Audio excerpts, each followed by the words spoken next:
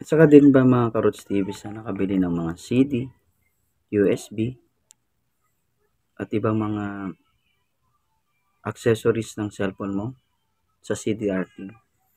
Nagulat ka ba nang biglang nawala ang CDR King? Ang CDR King pala ay nagsimula noong 1997. Dati nasa maliit na pwesto lang sila.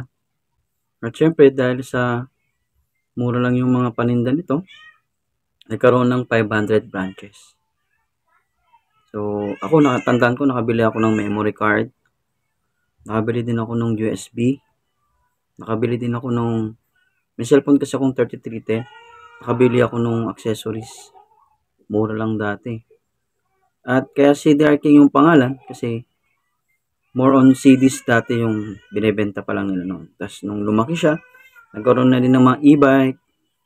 Yan. Halos lahat ng accessories ng cellphone meron sila. Mga gadget, headset, USB, mga CD, charger. At syempre, mabibili mo to ng mga sa cheaper price. Ang isang dahilan siguro ba't ito nagsara, dahil ang iba nagreklamo, ibang mamimili na yun nga, dahil sa sobrang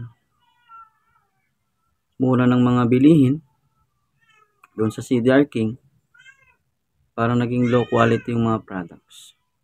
Pero yung nabili ko noon na memory card, tumagal din naman. Pati yung USB, tumagal siya. Kaya comment down below po kung nabutan nyo din ng CDR King at kung bumibili din kayo sa CDR King. Ingat po, paalam kayo, ingat.